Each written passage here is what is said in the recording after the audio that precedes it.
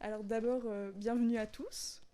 Assas Legal Innovation, Assas Concurrence et Assas Junior Conseil sont très heureux de vous voir aujourd'hui et on tient à vous remercier d'être venus aussi nombreux pour cette conférence sur le Digital Market Act et le Digital Service Act. Nous tenons tout d'abord à remercier nos intervenants, le professeur Emmanuel Claudel, spécialiste en droit de la concurrence et directrice du Master droit européen des affaires et de la concurrence de notre université, le professeur Pierre-Jean Bengozi, économiste, professeur de l'Université Polytechnique et l'Université de Genève et directeur de la recherche au CNRS. Maître Adrien Badevant, avocat spécialiste en droit du numérique et fondateur du cabinet Badevant. Et enfin, Monsieur Benoît Tabaka, qui est le directeur des relations institutionnelles et des politiques publiques au sein de Google France. Nos invités échangeront à propos des impacts de ces futurs règlements sur le droit du numérique et le droit de la concurrence. Nous verrons quels sont les principaux enjeux, les risques et les opportunités que présentent ces futurs règlements. Pour rappel, ces deux règlements à l'initiative de la Commission européenne entendent changer le rapport de responsabilité des plateformes en ligne en venant réguler l'espace numérique. Donc le DSA, il a pour but de lutter contre la prolifération des contenus illicites en ligne en imposant de nouvelles obligations aux hébergeurs de contenus en ligne. Et il va reprendre en fait le travail commencé par le RGPD. Et enfin, le DMA vient élaborer un nouveau cadre de régulation ciblé sur les acteurs les plus importants des plateformes en ligne afin de réguler les pratiques anticoncurrentielles. Donc, ces deux règlements sont au cœur de controverses et de l'actualité puisqu'ils vont être votés au premier semestre 2022. Pour rappel, la France vient de reprendre la présidence du Conseil de l'Union européenne et donc on est au cœur de ces débats. Voilà. À la fin de cette prise de parole, on vous proposera d'échanger et donc vous pourrez poser toutes les questions que vous voulez à nos intervenants. Et sans plus attendre, je vous laisse la main à Paul. Oui, Paul, pour la première question. Merci.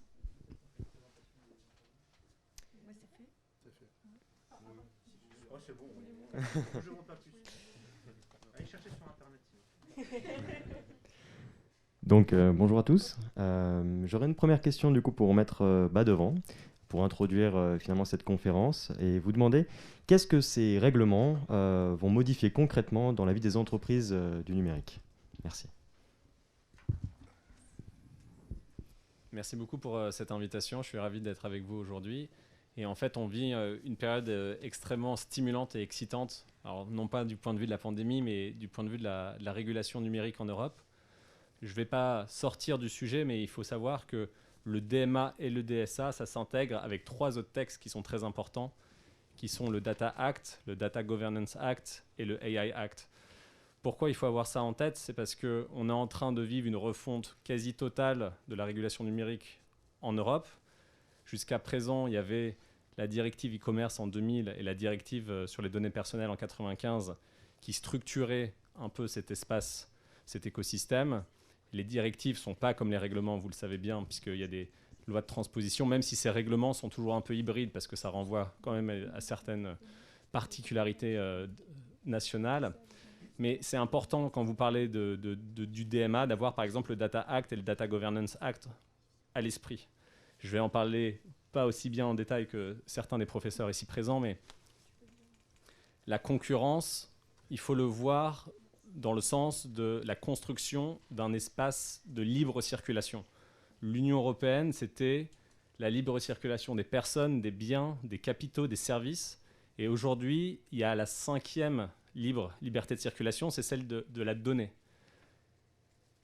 Elle a déjà un peu préexisté. Dans la directive de 1995 qui a été refondue par le RGPD en 2016, il y a deux valeurs cardinales qui sont la libre circulation des données d'une part et la protection des données personnelles d'autre part, enfin des personnes concernées par ces données personnelles. Mais là, on n'est pas seulement sur la donnée personnelle. C'est ça que vous devez avoir en tête. On est sur la data de manière beaucoup plus large. Donc on est aussi sur la donnée non personnelle. La donnée non personnelle, typiquement, ça peut être une donnée industrielle, communication de machine to machine. Et pourquoi il faut avoir ça en tête? Je ne serai pas trop long pour l'introduction, ne vous inquiétez pas.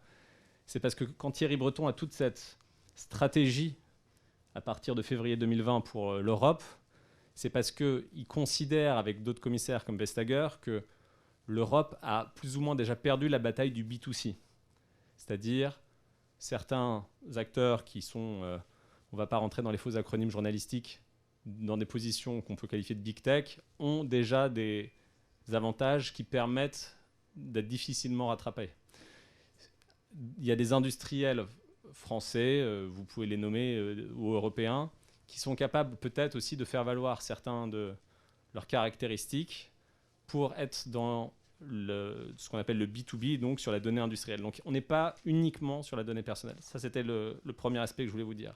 Le deuxième, c'est de bien prendre en compte du coup ces autres textes, parce que si c'est la libre circulation des données, vous allez avoir parfois des recommandations ou des obligations d'ouverture de données qui vont être proposées par le Data Act et le Data Governance Act. Donc voilà, je vais laisser à chacun la possibilité de s'exprimer. Je reviendrai peut-être un peu plus en détail, mais c'est aussi, je pense, pour ceux qui sont étudiants et étudiantes dans la salle, un moment qui est particulièrement stimulant parce qu'en fait, vous allez arriver, je ne sais pas quel est votre calendrier respectif, mais dans un marché du travail qui sera en pleine ébullition de fait de ces différentes réglementations qui vont venir structurellement transformer beaucoup de choses. Merci beaucoup. L'édition de nouvelles mesures en plus des règlements est-elle un constat d'échec du RGPD qui servait déjà à limiter les GAFAM? Et deuxième question, en quoi ces règlements seront-ils plus efficaces que les anciennes mesures? Je laisse Maître Badevant répondre avec Professeur Bengozi. Alors, je profite de cette monopolisation de la parole dans cette conférence du DMA et je la passe juste après en 2 secondes parce que je n'ai pas envie de rentrer dans cette qualification. Je pense que le RGPD, c'était vous avez cité, c'est un des premiers socles, mais il y a plein de choses qui doivent continuer à être affinées. Ce qui est intéressant, ce n'est pas seulement les grands principes. Après, ça va être la mise en application.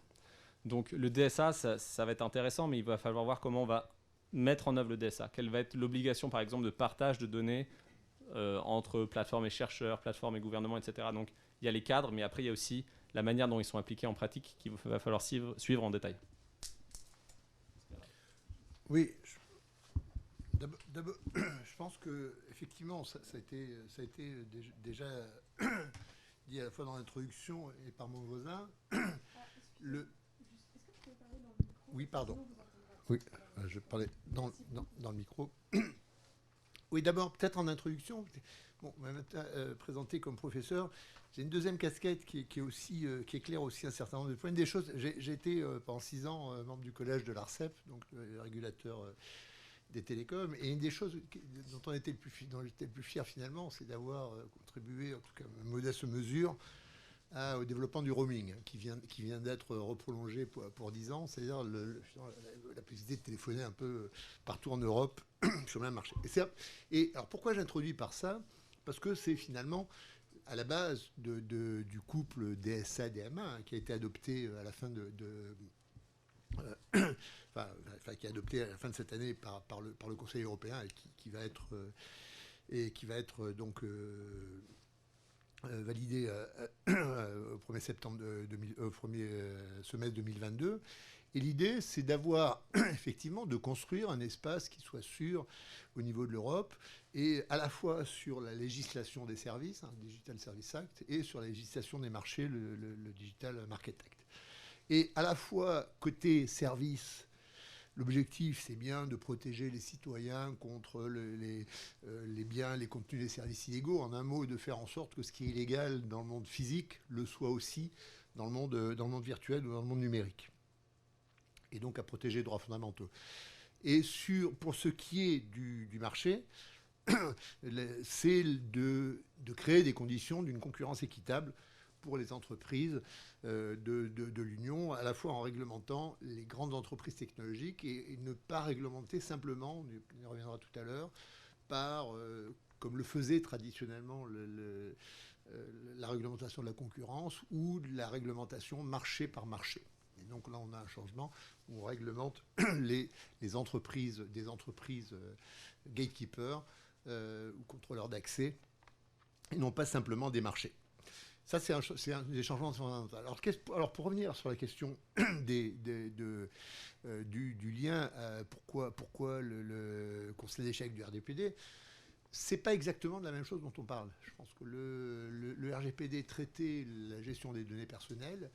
Sur le Digital Services Act, c'est pas simplement les données personnelles dont il est question, ça va être aussi les fake news, ça va être aussi éventuellement des contenus à destination de certains des jeunes, etc. Donc c'est des questions beaucoup plus ouvertes que celles simplement des données personnelles.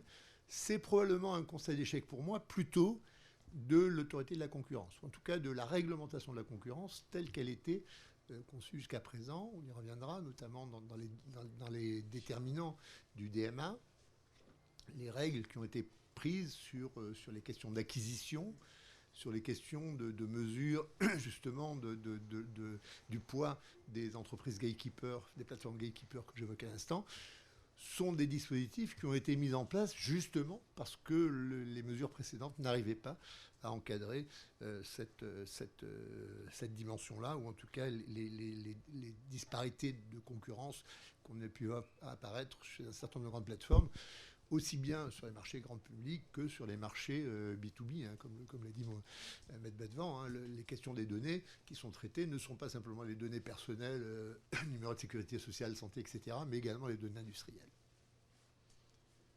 Merci beaucoup. Donc, pour avancer un petit peu, une question pour le professeur Claudel.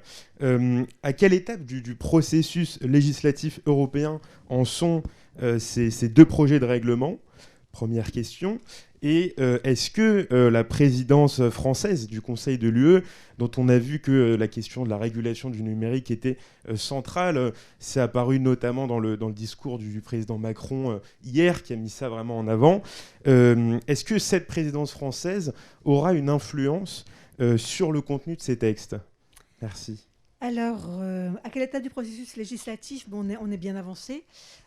Donc, vous savez que le projet de règlement a été publié en décembre 2020. Il y a eu depuis des grands rapports, à la fois au niveau européen. Il y a eu un rapport très intéressant du Conseil européen de mai 2021, un rapport du Parlement européen du 1er juin 2021 qui a été rédigé notamment par Andreas Schwab, qui est vraiment à la proue en fait, des démarches parlementaires sur ce texte. Et puis en France, il y a aussi deux rapports. Si la question vous intéresse, je vous invite à les lire, ces rapports, parce qu'ils sont à la fois critiques et instructifs sur la réglementation en cours d'étude. Donc on a un rapport de l'Assemblée nationale du 23 juillet 2021 et un rapport du Sénat du 7 octobre 2021. Et encore une fois, c'est intéressant parce que ce qu'on constate, c'est que souvent les remarques qui ont été effectuées dans le cadre de ces différents rapports, les critiques formulées, les recommandations formulées, finalement, convergent assez remarquablement. Et ça a pu aboutir d'ailleurs au texte qui vient provisoirement d'être voté. Là, j'en viens à la question, où est-ce qu'on en est aujourd'hui ? Alors cette conférence, elle est remarquablement synchronisée avec l'actualité. Je crois que vous auriez, si à la limite, quelques jours, ça aurait été encore mieux. À une semaine près, ça aurait été formidable, mais c'est déjà pas mal quand même. Donc le 24 novembre dernier, la Commission du marché intérieur et de la protection du marché du Parlement européen a voté sur ce texte, sur une version durcie de ce texte, durcie à la suite de l'intégration de différents amendements dits de compromis qui ont été proposés par le même Andreas Schwab. Et un vote quasi consensuel, puisqu'il y a eu 42 pour, 1 contre et une abstention. Donc vous voyez quand même une large adhésion, très très large adhésion à la dernière mouture du texte. Et le 25 novembre, c'est le Conseil de l'Union européenne qui regroupe, comme vous le savez, des représentants des États membres, qui a adopté à l'unanimité cette fois-ci des orientations générales sur les deux textes. Et tout le monde a considéré que cette unanimité était un signal très fort, indiquant justement ce large consensus et exprime l'implication de chacun dans ce dossier, qui est un dossier qui évolue très vite quand même. Et c'est assez rare qu'en quelques mois, on arrive à un texte aussi abouti, surtout sur une question d'une telle ampleur. Voilà, alors pourquoi je disais à quelques jours près ? Parce que normalement, le 15 décembre, on attend un vote du Parlement européen sur la version finale du texte. Donc, on y est presque. Alors, la question sur la présidence française, aura-t-elle une influence sur le contenu ? peut-être pas forcément beaucoup. On sait que le gouvernement français est très impliqué et demandeur depuis assez longtemps d'une réglementation du numérique, d'une régulation du numérique. Le lendemain du vote, le 25 novembre, il y a un communiqué de presse qui est paru, faisant état de la grande satisfaction du gouvernement français face au vote obtenu. Et puis effectivement, hier, dans la conférence de presse du président qui présentait ses grandes priorités pour la présidence française du Conseil qui va débuter en janvier 2021, il a intégré, alors ce n'est pas la place la plus considérable qui a été accordée au texte, mais en tout cas, il a cité ces 2 textes qui ont été présentés comme instaurant une régulation numérique inédite qui fera de l'Europe, je cite le président français, un continent pionnier en la matière. Donc en tout cas, on a un gouvernement français qui est tout à fait enthousiaste. Pourquoi est-ce que les choses ne vont pas forcément beaucoup évoluer? Parce que en fait, la proposition est déjà très aboutie. Donc les marges de manœuvre, elles existent, mais elles sont quand même assez limitées aujourd'hui. Et puis vous savez, il y a une conjonction qui n'est pas très favorable, qui est la conjonction entre la présidence du Conseil, qui dure 6 mois, qui débute en janvier, qui dure 6 mois, et puis l'élection présidentielle. Alors évidemment, pour que on puisse être vraiment à la proue de grands chantiers européens, c'est pas la période idéale, c'est un petit peu dommage. Alors peut-être qu'au contraire, c'est une chance, je sais pas, faudra voir. Mais je pense que de toute façon, à supposer que la conjonction soit défavorable, ça ne devrait pas beaucoup gêner le texte, encore une fois, parce qu'il y a un tel consensus sur la nécessité d'une régulation du numérique qu'elle va se faire à bref délai. Merci beaucoup. J'avais une question pour continuer du coup sur cette même lancée à propos des conditions d'application finalement de ces 2 textes. Quels acteurs seront concernés et dans quelle mesure? Est-ce qu'on pourrait penser que ce sont les acteurs les plus puissants du marché? Est-ce que ça concerne uniquement ces acteurs ou est-ce que ça concerne plus largement en fait, d'autres? On parlait tout à l'heure d'hébergeurs et de prestataires de contenu. Voilà. Merci. Voilà. Est-ce que vous pouvez nous en dire un petit peu plus? Merci. Alors, je continue. Alors moi je répondrai... Non, allez. Non, je vous en prie, c'est mieux de distribuer un peu la parole. Ah, bon, bah. Je suis pas sûr que la question c'est quoi? C'est Google. Est-ce que Google est dans le périmètre? Je sais pas, je crois pas. Non. Plus sérieusement, effectivement, qui sont les conditions d'application de ces règlements, enfin des 2 règlements, DSA et DMA. La particularité, c'est que l'objectif en fait de ces textes, c'est Pierre-Jean l'a rappelé, c'est d'adresser en fait les grands acteurs et notamment en matière économique, on parle beaucoup de gatekeepers, de contrôleurs d'accès, c'est-à-dire en fait des plateformes qui ont un rôle en quelque sorte. On pourrait parler de goulot d'étranglement ou en fait de points d'accès uniques. Certains parlent d'acteurs systémiques. Moi, j'avoue, j'utilise un concept un peu différent. Je ne viens pas parler d'acteurs écosystémiques parce qu'en fait, finalement, ce sont des plateformes sur lesquelles s'est créé un certain nombre d'écosystèmes et sur lesquels, en fait, ces écosystèmes ont besoin finalement d'avoir du choix, d'avoir un accès à ces écosystèmes et autres. Donc ça, c'est côté DMA. On est dans une logique à la fin, sans doute, de viser, on va dire, quelque chose comme une quinzaine d'acteurs dans le périmètre du règlement. Il y a beaucoup de débats actuellement entre la commission d'un côté, commission conseil d'un côté, parlement de l'autre, en particulier sur le DMA, puisque côté parlement, il y a une volonté de restreindre assez fortement le nombre d'acteurs, de le limiter à 4-5. De l'autre, côté commission et conseil, la réponse est non, parce que l'idée, c'est pas de faire un cadre juridique qui s'appliquerait en gros à des acteurs qui sont déjà pré-identifiés, mais bien évidemment d'avoir quelque chose de beaucoup plus agnostique et beaucoup plus transverse. Et côté DSA, là l'idée effectivement c'est d'essayer d'aligner un peu les définitions et d'avoir la même approche en disant il y a un certain nombre d'acteurs pour lesquels la question de la lutte contre les contenus illicites est importante et sur lequel il faut se focaliser parce qu'ils ont des effets systémiques, c'est-à-dire qu'un contenu illicite peut très vite circuler, se répandre sur ces plateformes-là, et d'où l'idée, en fait, dans le cas du DSA, de se limiter uniquement à un certain nombre de critères. Donc les critères qui sont aujourd'hui débattus, c'est le nombre d'utilisateurs, c'est le chiffre d'affaires, et un critère qui est assez nouveau finalement, même dans la doctrine européenne et même dans la doctrine économique, c'est la capitalisation boursière. c'est-à-dire qu'on va aller chercher carrément un critère de capitalisation boursière des entreprises. Donc derrière, ça peut remettre en question énormément de choses, de dire quelle est la bourse de référence, est-ce qu'on regarde la bourse américaine, mais en fait, les capitalisations des entreprises américaines n'est pas la même que les capitalisations sur des marchés européens ou des marchés asiatiques. Donc derrière, on peut s'amuser à avoir énormément de débats sur les critères utilisés. Mais clairement, on est dans une logique d'appliquer, de développer des régulations pour, aujourd'hui, un petit nombre d'acteurs, demain, potentiellement un grand nombre d'acteurs. Juste pour aller au-delà et pour préciser un peu, pour situer les ordres de grandeur, hein. Aujourd'hui, on estime, en tout cas c'est les chiffres qu'a donné la Commission, qu'il y a à peu près 10 000 plateformes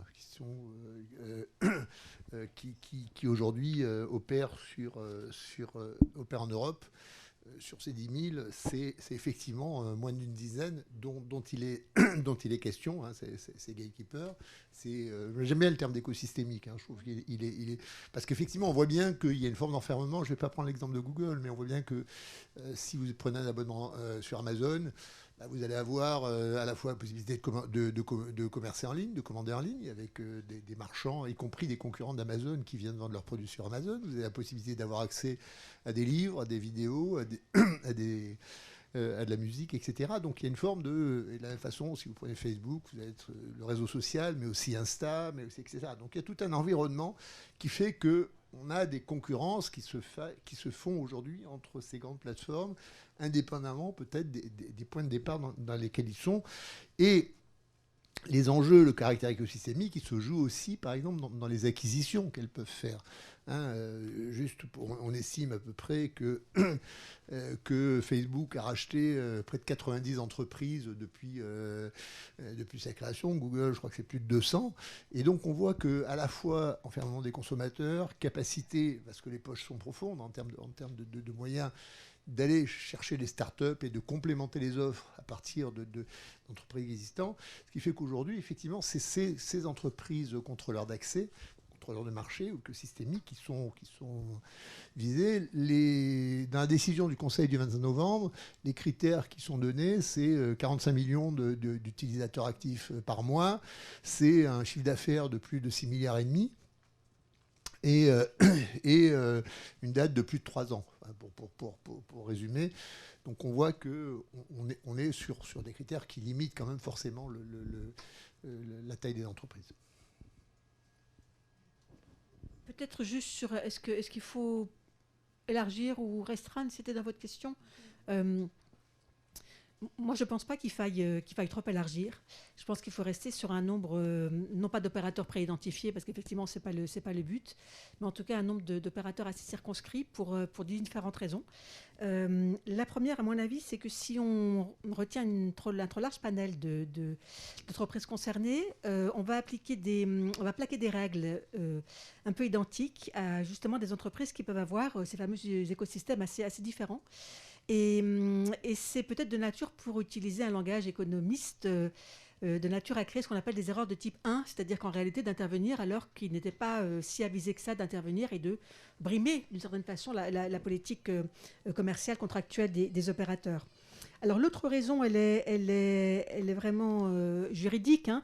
C'est quand même une régulation qui est exorbitante en quelque sorte, hein, puisqu'on va permettre à un régulateur d'intervenir ex ante, en l'absence de démonstration d'une position dominante, en l'absence de démonstration d'une atteinte à la concurrence. Il suffira, en fait, l'élément déclencheur, c'est le risque d'atteinte à la contestabilité du marché. Et on intervient donc, voilà, c'est plus du ex post, c'est du ex ante. Et je pense que toutes ces facilités d'intervention, en quelque sorte, à mon avis, et le caractère très asymétrique, justement, de la réglementation qui est en cours de construction, hein, puisqu'on va avoir des règles dédiées à certains opérateurs, il me semble que ça se justifie au regard de la singularité de certains opérateurs. Et je crois que le gigantisme est un peu consubstantielle à cette singularité. Voilà, donc à mon avis, il ne faut pas chercher à trop élargir. À la limite, s'il s'avère que le texte est trop étroit, et effectivement le Parlement européen a retenu une conception plus étroite, parce qu'on est passé à, je crois, 60 milliards d'euros de capitalisation boursière à 80, on est passé de 6 millions de chiffre d'affaires à 10, pardon, pas millions, 6 milliards à 10 milliards, donc on a élargi considérablement les critères. S'il s'avère que ces critères étaient votés et qu'ils étaient trop étroits, il sera possible de faire évoluer le texte. Et puis par ailleurs, il me semble que les opérateurs qui auraient été un petit peu laissés de côté, qui n'auraient pas être visés par le texte, on peut les récupérer. On peut les récupérer comment ? Il y a le droit des pratiques anticoncurrentielles. Et moi, je défends un petit peu le droit des pratiques anticoncurrentielles. Je trouve qu'il n'est pas si inefficace que ça. On en reparlera sans doute.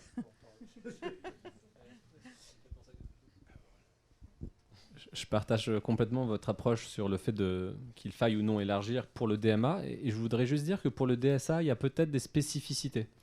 Vous savez, on parle de textes dans lesquels il y a beaucoup de contenus très différents. Mais dans le Digital Service Act, on est beaucoup plus, comme vous le savez, sur les contenus et sur la responsabilité des plateformes par rapport à la modération de certains contenus.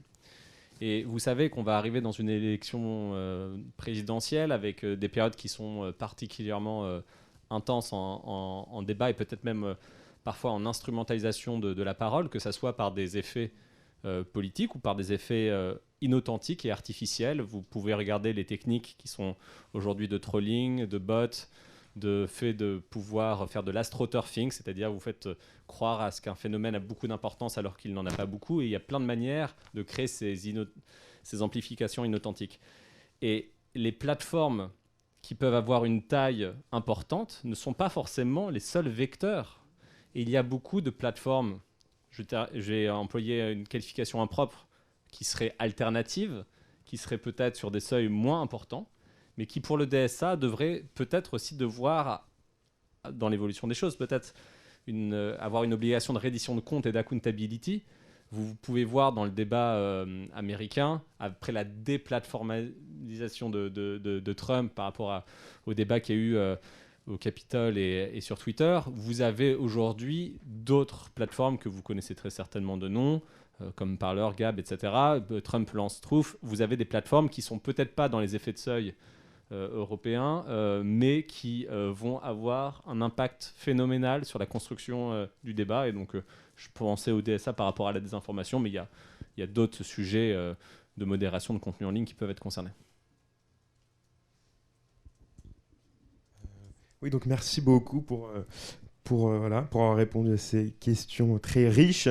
Pour rentrer un peu maintenant dans le fond des deux projets de règlement, donc effectivement, dans le DMA et dans le DSA, il y a d'importantes obligations et d'interdictions aussi, notamment.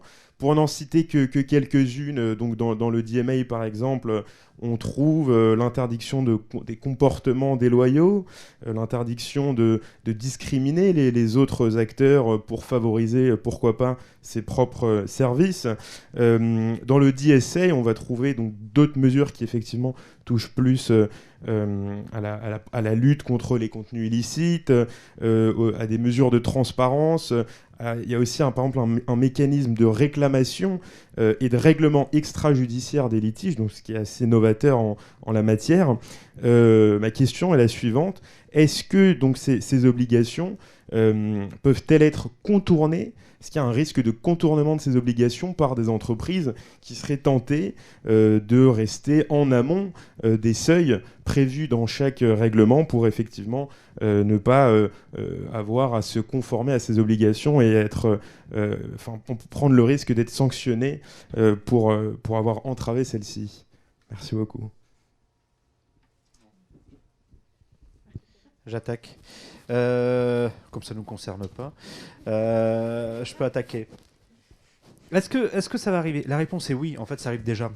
On le voit en fait dans les discussions actuelles autour du DSA et du DMA. C'est-à-dire qu'il y a une des batailles aujourd'hui au-delà du fond et des obligations, du cadre créé. C'est le périmètre. Et vous savez tous en tant que juriste que le périmètre, c'est souvent le point de départ. Et effectivement, une des grosses batailles aujourd'hui qu'on peut entendre, c'est un certain nombre d'acteurs qui commencent à regarder les seuils et dire on est dedans. Et donc, on fait changer les seuils. C'est ça la bataille des seuils. La bataille des seuils n'est pas qu'une bataille philosophique, c'est aussi une bataille d'implication de qu'est-ce que ça veut dire derrière. Et donc, derrière, de se dire, voilà, on va rentrer dedans, on va pas rentrer dedans. Donc, aujourd'hui, la question se pose. On a effectivement un certain nombre d'acteurs qui ne veulent pas être dedans. Et on a eu cette discussion-là en France autour de la loi sur les principes républicains qui pré-transposé, c'est un peu bizarre un texte non adopté, mais bon, c'est la première fois que la France a été super en avance sur un règlement, sur une transposition. Mais dans la proposition de loi principe républicain, on a vu ce débat-là, et encore là, on a un décret d'application qui doit fixer les seuils, où on a vu encore arriver ce débat-là de savoir qui est dedans, qui n'est pas dedans, et autres. Et après, j'allais dire, une fois que le texte est créé, est-ce qu'il y aura une incitation aux entreprises à rester finalement sous les seuils ? Côté DSA, peut-être, ça veut dire que rester sous les seuils, ça veut dire qu'ils ne voudront absolument pas avoir une responsabilité complémentaire au regard de leurs pratiques de modération. Donc potentiellement, c'est effectivement les plateformes que tu décrivais. Hein, en France, moi j'ai en tête une plateforme qui s'appelle Odyssée, où une grosse partie de vidéos qu'on a retirées aujourd'hui de YouTube se retrouve là-dessus. Et voilà, donc potentiellement, ils resteront sur les seuils. Côté DMA, c'est dangereux, en fait. Ça veut dire que l'entreprise s'applique elle-même, puisqu'on est sur une régulation économique, c'est-à-dire qu'elle s'applique elle-même un plafond de verre économique. C'est-à-dire, je décide volontairement dans mon business model de ne pas me développer. Je me ralentis. Je ne passe pas sous les seuils. Je n'internationalise pas. Je ne veux surtout pas avoir une grosse capitalisation boursière. En gros, je me tire une balle dans le pied. Et effectivement, le DMA et l'enjeu du DMA, et pour pas mal d'entreprises qui aujourd'hui ne sont pas dedans, c'est aussi de se dire que demain j'y serai et potentiellement je vais y rentrer. Un Cdiscount, un Doctolib, tous ces acteurs ou un Blablacar, tous ces acteurs français qu'on connaît, qui potentiellement, même Blablacar c'est déjà le cas, ou Doctolib c'est déjà le cas, se sont internationalisés. Doctolib a récemment fait une acquisition en Italie pour faire de la croissance externe, etc. Mais peut-être que demain, ils vont franchir les seuils, ils vont devenir en fait suffisamment gros pour être soumis au DMA, et peut-être que certaines de leurs pratiques aujourd'hui vont tomber sous le coup des obligations et des interdictions prévues par le DMA. Donc en fait, c'est pas neutre pour un certain nombre d'entreprises, c'est pas de dire on regarde ça de loin et on s'en moque, c'est juste que s'ils ont l'ambition de devenir gros, ils rentreront dedans. Alors peut-être que c'est à ce moment-là qu'on changera les règles. Oui, je pense que c'est important effectivement de séparer, et ça a été noté, la situation dans le DSA et dans le DMA, pour les raisons qui ont déjà été évoquées. Et on l'a bien vu avec le RGPD. Le RGPD s'applique indépendamment de la question de la taille. Et ce qui se joue finalement dans le DSA, c'est d'une certaine manière le rôle des hébergeurs. Enfin, c'est une rediscussion sur le rôle des hébergeurs. Et cette question de la responsabilité des hébergeurs, elle n'est pas liée à une question de taille. La nature des contenus, la capacité de modération, c'est pas simplement lié, ou le respect ne serait-ce que du droit d'auteur, n'est pas qu'une question de taille. Sur le DMA, comme je l'ai dit tout à l'heure, ce qui est important pour moi, c'est justement qu'on régule les entreprises et pas les secteurs. Quand je disais il y a des limites de la concurrence, c'est que la concurrence repose sur la définition de marché pertinent, sur la définition de position de dominance sur ces marchés, on ne rentrera pas dans le détail, et c'est ça qui est justement remis en cause par des stratégies extrêmement liquides des acteurs du numérique, quels que soient les effets de taille, avec des possibilités de reconfigurer en permanence leur modèle d'affaires. Dans les startups, on parle de pivot, d'entreprises qui sont capables de s'orienter, d'acheter grand public, je passe sur des marchés business, ou je vends tel service, etc. Pourquoi ? Parce que c'est intrinsèquement lié à une capacité d'adaptation à des transformations du marché, etc. Et on l'a bien vu, y compris sur les grandes plateformes. Un des grands pivots qu'a fait Google, c'est quand même quand vous êtes passé à Android, ce qui est de se dire j'ai été un acteur dominant du marché des moteurs de recherche, je suis un acteur dominant des operating systems sur les mobiles, avec tout l'écosystème qui va derrière cet ensemble de mobiles. Donc c'est cette capacité que fournissent les technologies du numérique, justement, d'être reconfigurées rapidement, qui est ouverte et qui, pour moi, rend important de raisonner par acteur et pas simplement par marché, ou en tout cas dans les cas de normes. Et c'est vrai que, alors, sur les possibilités de contourner, donc c'est cette capacité de repenser, de redéfinir son marché, permet de les contourner. L'effet de taille, je suis exactement sur la même ligne que ce que disait Benoît à l'instant, c'est-à-dire que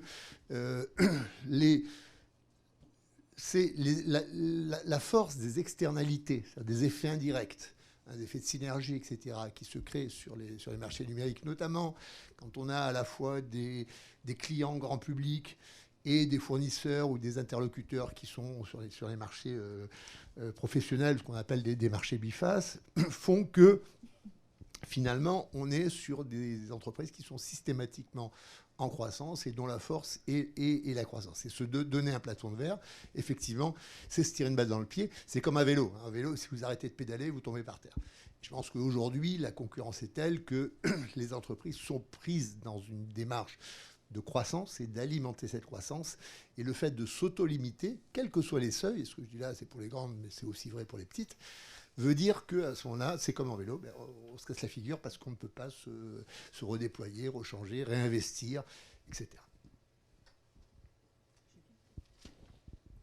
Si on a encore un peu de temps sur la question, alors sur la taille, je suis d'accord, j'imagine pas du tout non plus une grande plateforme auto-limiter son chiffre d'affaires ou sa capitalisation boursière, ça paraît assez improbable. Sur les comportements, là évidemment le risque existe. Alors le risque a été pris en compte dans le texte, puisqu'il y a un dispositif anti-contournement, précisément, on estime qu'on va veiller à ce que l'entreprise, par tous les moyens possibles, techniques, commerciaux, etc., ne contourne pas, enfin, facialement respecter ses obligations, mais en réalité, en pratique, les contourne. Donc, on a essayé de prendre ça en considération. Autre élément important, c'est issu d'un des amendements de compromis introduits dans la mouture du Parlement européen. C'est en fait une sorte d'obligation qui est faite aux entreprises de se doter d'un programme de conformité. Donc une sorte d'obligation faite aux entreprises, justement dans ce secteur très, très, très large, très vague, de ne pas se mettre en contravention avec les textes, avec une vision un peu téléologique sans doute du texte, c'est-à-dire ne pas se limiter à la lettre du texte, mais vérifier qu'on est conforme à son esprit. Alors le risque, à mon avis, c'est un risque qui est bien connu des juristes. On a une liste de comportements interdits. Évidemment, cette liste, elle peut vite être contournée elle-même. Non pas parce qu'on va faire comme si on respectait alors qu'on ne respecte pas, mais en fait parce qu'on va innover, il y aura de nouveaux comportements de captation qui vont apparaître sur le marché. Et ça, c'est la limite de toute liste et de toute interdiction percée, en quelque sorte. C'est que précisément, faut faire confiance justement aux innovations techniques et à l'ingéniosité des opérateurs économiques pour toujours proposer de nouvelles pratiques problématiques au regard de la contestabilité du marché. Alors c'est vrai que là encore, le texte a pris acte de ce risque, puisque vous savez peut-être qu'on a conféré à la Commission le pouvoir d'adopter des actes délégués. Donc, il permettra régulièrement de refaire un bilan des pratiques pour voir si effectivement on n'a pas de nouveaux problèmes. Donc, ça a été aussi pris en considération par le texte, ça c'est pas inintéressant. Et ça donne une certaine flexibilité à l'outil. Après, il y a un risque qui risque de se produire qu'on connaît bien en droit sur tout autre modèle, ce qu'on appelle le droit des pratiques restrictives de concurrence, où on dresse des listes et puis où le législateur, alors que ce soit le législateur européen ou le législateur français, est toujours derrière en fait, l'entreprise et tente toujours de caler sa législation sur ces nouvelles pratiques. Mais ça, oui, exactement. Alors, on passe à la suite. Nous allons parler maintenant de la place des autorités. Dans le DMA, il apparaît qu'une très faible place, voire aucune, n'est faite aux autorités de concurrence et juridictions nationales, alors que la directive ECN a renforcé les pouvoirs des autorités nationales de concurrence et une logique de réseau, ainsi qu'une coopération qui prévaut au sein de l'UE. Comment expliquer cette absence de coopération et du coup, est-ce que c'est une carence du DMA ? Je laisse la parole à ceux qui veulent répondre. Peut-être Madame le professeur Claudel ou Monsieur... Allez, je vais attaquer. Je vous laisserai rebondir. Est-ce que c'est une... En fait, c'est une vraie question. C'est une vraie question qui se pose et je pense que l'une des raisons pour lesquelles il y avait une mise à l'écart d'une certaine manière des autorités nationales de concurrence, c'est aussi parce que, et on en a parlé un peu au début, c'est que le DMA était destiné à pallier une carence perçue en fait du droit de la concurrence. C'est-à-dire que on n'est plus du tout dans une logique de droit de la concurrence, même si les instruments qui sont aujourd'hui dans le DMA sont des instruments de droit de la concurrence. Mais il n'y a pas la recherche, par exemple, de démontrer une position dominante. On va partir sur des critères objectifs. Donc, vous obtenez une sorte d'objectivation de votre marché, de votre position dominante sur un marché. À partir de là, on va appliquer un certain nombre de pratiques. Et donc tout ce travail un peu plus d'analyse, de regarder, de peser le pour et le contre, finalement de faire qui est aujourd'hui le travail des autorités nationales de régulation. En fait, il est écarté très fortement par le texte, puisque le texte encadre les mesures à prendre, il encadre les pratiques à faire et à ne pas faire, et finalement, de l'autre côté, il définit déjà qui est dans le périmètre. Donc, il est clair que le DMA a été conçu comme un outil, on va dire, pour pallier un certain nombre de carences perçues du droit de la concurrence, et notamment ses lenteurs, etc. Ce que, perso, moi, je ne suis pas forcément aligné sur ça, parce que je pense qu'au contraire, il y a des instruments aujourd'hui en droit de la concurrence qui permettent d'aller vite. Il y a eu un cas Google Shopping qui allait très lentement, mais aussi parce qu'il y a eu énormément de rebondissements, d'allers-retours, etc., qui fait que ça a fait exploser les délais en termes de procédure. Mais ça, c'est un cas vraiment très particulier. Mais c'est vrai que je pense que ça vient de là. Ça vient de là, la mise à l'écart structurellement des autorités. Mais c'est vrai qu'à la fin, on va se poser un certain nombre de questions, de se dire, et moi c'est une question plutôt que je lance aussi aux autres participants, c'est à partir du moment où la Commission européenne validera une pratique faite par une grande plateforme, quelle sera la capacité pour une autorité de la concurrence nationale de la remettre en cause ou de la sanctionner ?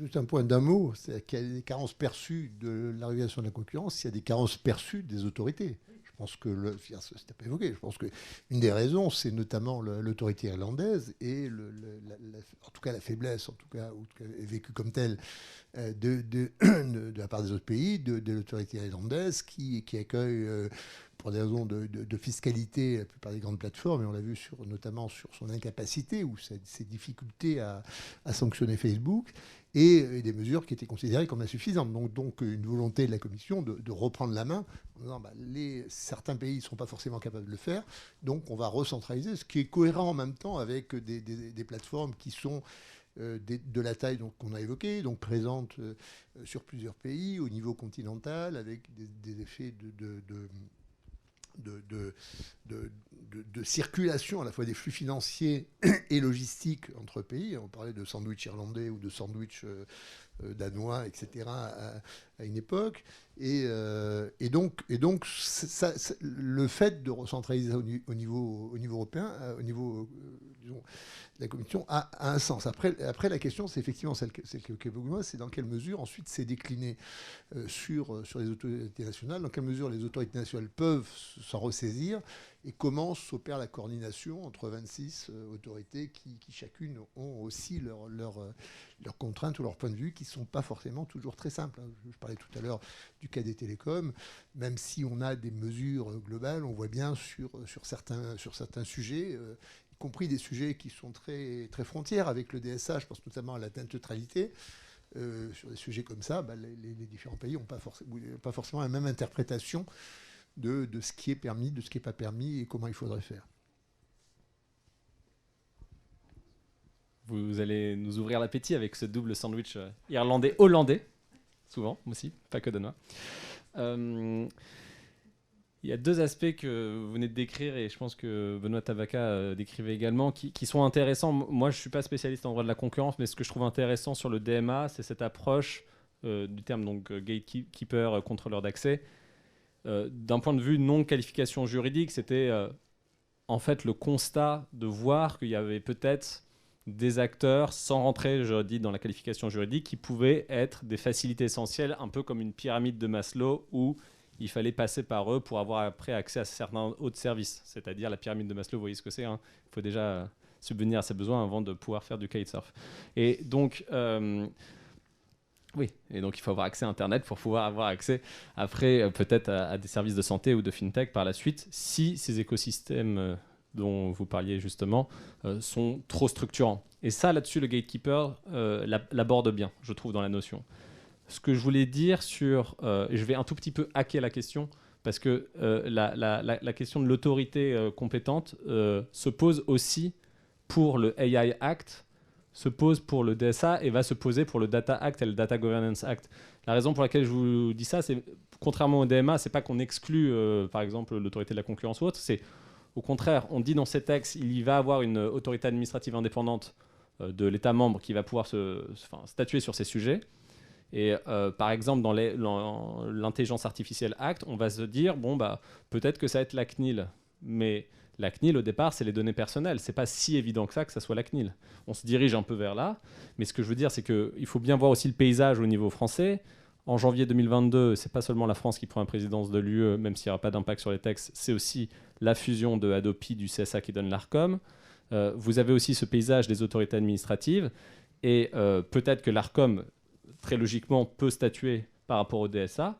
Mais sur les autres textes, les 3 autres textes de data, qui sont plus loin que les données personnelles, il n'y a pas une autorité administrative indépendante nouvelle qui va être créée, à mon avis, et ça va très certainement venir dans le giron d'une autorité administrative qui aujourd'hui est normalement compétente pour les données personnelles. Et là, je pense qu'il y a une vraie réflexion à avoir, parce que quand on crée des autorités administratives indépendantes, indépendamment du fait de savoir si juridictionnellement il y a du contre-pouvoir, etc., il faut aussi savoir quelle est la valeur sociale protégée sous-jacente. La CNIL, depuis 1978, c'est vie privée, protection des données personnelles. Et c'est pas c'est la libre circulation des données et la protection des data subjects, mais c'est pas toutes les données, c'est les données personnelles. Donc là, on va avoir vraiment une question aussi sur la compétence des autorités. Je mets ça dans le débat si jamais d'autres participants voudraient donner leur point de vue là-dessus.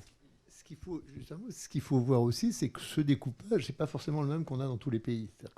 Il y a des pays dans lesquels, effectivement, y compris, je pense notamment en Allemagne, y compris la concurrence et les autorités sectorielles, c'est-à-dire à la fois la régulation ex ante et la régulation ex post sont au sein des mêmes instances. Et on voit bien que, je pense à l'Ofcom en Angleterre, si on a la CNIL, l'équivalent de la CNIL, l'ARCEP et la GECOM dans la même instance ou dans une confédération, le problème ne se pose pas du tout dans ces termes-là.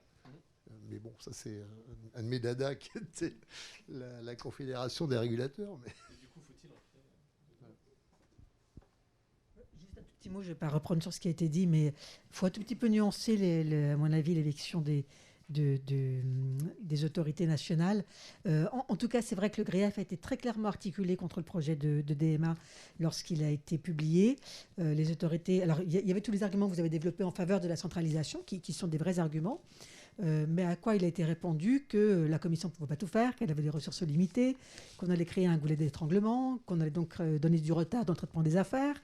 On a dit aussi que les autorités nationales, alors c'est évidemment le cas du droit de l'autorité française, mais pas que. Il y a eu une grosse amendière prononcée par l'autorité italienne. Donc on a les autorités de concurrence nationale qui effectivement s'emparent de la question et qui disent « Nous, on a une expertise maintenant dans le domaine du numérique. Et c'est un peu dommage de se priver de cette expertise-là. Laissez-nous au moins faire des enquêtes, etc. » Alors il y a encore d'autres arguments qui ont été présentés, et qui ont clairement été entendus, en particulier dans la version adoptée par le Parlement européen.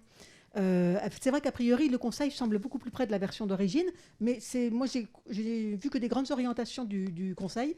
Je n'ai pas trouvé de texte vraiment détaillé, mais ça m'a peut-être échappé. En revanche, le texte du Parlement voté le 26 novembre, on l'a.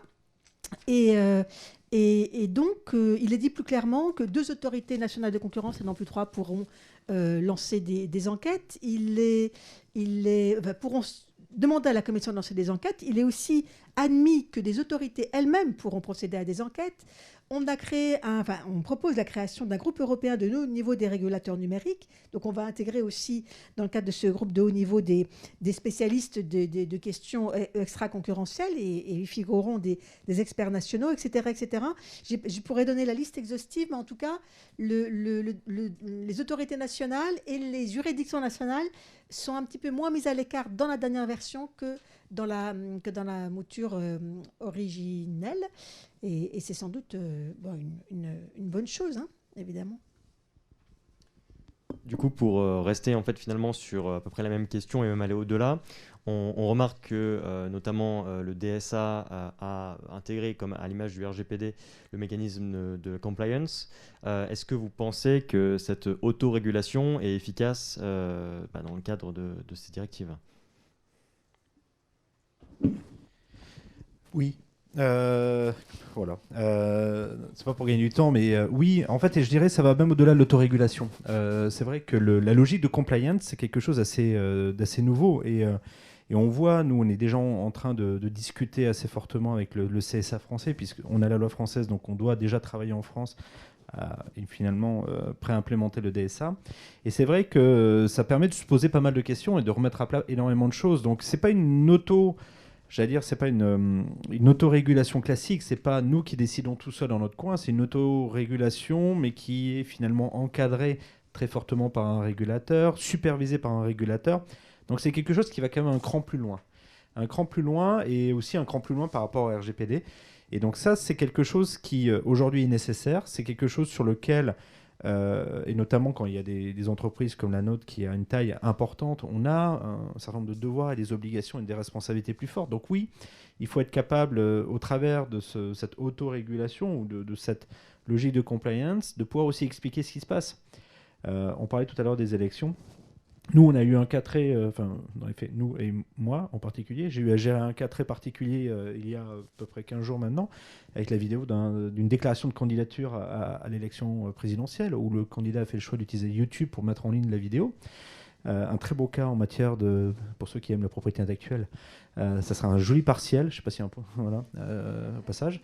Mais un vrai défi, c'est-à-dire que vous avez une vidéo qui met en balance le droit à la propriété intellectuelle, des potentielles exceptions à la propriété intellectuelle, la question de la liberté d'expression, l'intérêt général du public, etc., etc. Et en fait, dans un cas comme ça, on est tout seul pour décider. C'est nous qui devons décider. C'est pas... Il n'y a personne d'autre. On a fait appel à 2 avocats externes qui nous ont donné 2 avis opposés. Donc à la fin, on a dû décider. Et on n'a pas un juge qui vient nous aider. On n'a pas un régulateur qui vient nous aider. Et c'est vrai que ça, à la fin de la décision, vous l'avez peut-être vu, on n'a pas retiré. Donc l'histoire, c'est qu'il y avait des extraits. Il y a eu 7 notifications au total. On a demandé à l'ensemble des notifiants sur les questions de propriété intellectuelle de venir avec des éléments complémentaires ou de saisir un juge, en disant qu'on n'était pas en mesure d'arbitrer une violation potentielle du droit de la propriété intellectuelle. Le seul élément qu'on a mis en place, et qui conforme en fait à toutes nos conditions générales cette fois-ci, c'est que la vidéo incluait une séquence de violence, en fait un passage à tabac, dans les faits 2 passages à tabac plus exactement, qui est en fait une violence qui fait qu'on est obligé de age-gater, c'est-à-dire de limiter l'accès uniquement aux personnes majeures sur la plateforme. Donc voilà, c'est la seule mesure qu'on a mise en place sur la vidéo. Mais encore une fois, on a pris une décision tout seul. Et c'est vrai que demain, avec le DSA, potentiellement, on ne fera pas ça tout seul. C'est-à-dire qu'on aura la capacité aussi de pouvoir se retourner vers un régulateur, de lui poser des questions. Pas forcément d'obtenir une réponse du régulateur, mais au moins d'obtenir des indications, d'avoir une discussion qui permet de savoir est-ce qu'on va dans le bon sens ou est-ce qu'on va dans un mur. C'est très intéressant parce qu'on avait parlé de beaucoup de choses qui sont de principe, mais là, puisqu'il y a un cas très concret, est-ce que, dans la mesure de ce qui est possible, ça serait intéressant de nous décrire qu'est-ce qui aurait changé si cette vidéo avait été postée dans 2 ans, dans 1 an, qu'est-ce qui aurait changé dans la discussion, l'interaction que l'entreprise aurait pu avoir avec l'Arcom du coup? Avec l'Arcom, en plus, on aurait eu la chance, c'est que l'Adopi aurait fusionné. Et que, de par la loi audiovisuelle, il y a un pouvoir qui a été confié supplémentaire en fait, à l'Adopi en matière justement de conflit entre un créateur, enfin, une personne qui met en ligne une vidéo et titulaire de droit. Donc on aurait pu en plus agir sur ce truc-là, spécifiquement. Mais au-delà de ça, sur quoi on aurait pu discuter? On aurait pu se retourner effectivement vers l'Arcom, et au-delà du droit et de cette capacité de les saisir formellement, c'était de dire comment vous voyez l'équilibre, comment on doit appliquer cet équilibre-là. Est-ce que face à des multiples requêtes de titulaires de droit différents, c'est-à-dire qu'on n'a pas reçu qu'une, on en a reçu 7, de 7 titulaires de droit différents pour 7 parties différentes dans la vidéo, qu'est-ce qu'on fait? Comment on agit? On avait reçu des notifications sur le terrain du droit d'auteur, sur les terrains du droit des marques, sur le terrain du droit à l'image. Comment on agit? Comment on gère? Et donc, en fait, c'est nous aider finalement aussi au travers de leurs conseils, puisque eux sont au contact de ces questions de régulation, pas finalement de régulation directe du contenu, mais notamment l'audiovisuel. Ils sont amenés quand même à regarder un peu ce qui se passe en termes de contenu et d'apprécier le contenu au regard du cahier des charges de différentes chaînes. Donc, à un moment, ils donnent une appréciation sur le contenu, de pouvoir nous aider à mieux former l'équilibre à trouver entre les différents droits en cause. Et aujourd'hui, en fait, on a eu des échanges, nous, avec le régulateur, mais plus sous forme d'information, plutôt que d'avoir un échange clair. Et à la fin, quand vous avez, en gros, la proposition et la recommandation, et de dire, on fait ça ou pas? Et que vous êtes là et vous dites, bah oui. Et en fait, ou quelqu'un aurait pu dire non. Mais c'est vrai qu'on n'a personne à la fin qui va pouvoir venir, qui aujourd'hui peut nous guider. Demain, peut-être que effectivement l'Arcom pourra nous être ce guide dans des cas très, très compliqués comme celui-là. On parlait du coup de l'audiovisuel. Je parle maintenant du monde de la presse. Les acteurs du monde de la presse regrettent qu'un pouvoir de modération soit confié par l'article 12 du DSA aux grandes plateformes. Un pouvoir de censure est-il du coup confié aux GAFAM par cet article? Allez-y. J'aime pas le terme de censure parce qu'en fait, c'est un peu plus complexe que ça.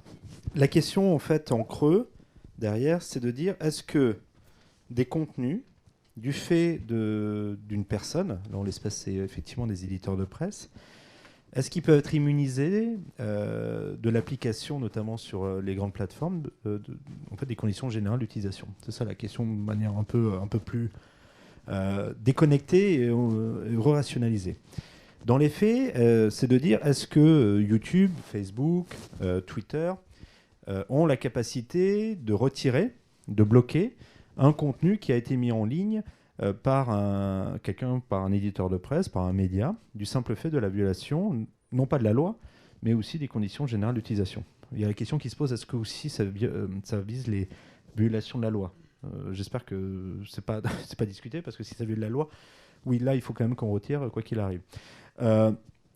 Nous, en fait, c'est là où on s'est retrouvés, et on se retrouve, encore une fois, j'allais dire, entre deux eaux, parce que d'un côté, effectivement, ces plateformes permettent de diffuser énormément d'idées et d'avoir énormément de choses qui sont faites. Et donc, l'idée, bien évidemment, c'est pas d'aller couper l'accès ou de supprimer des contenus émanant d'éditeurs de presse dont le métier, c'est quand même d'informer.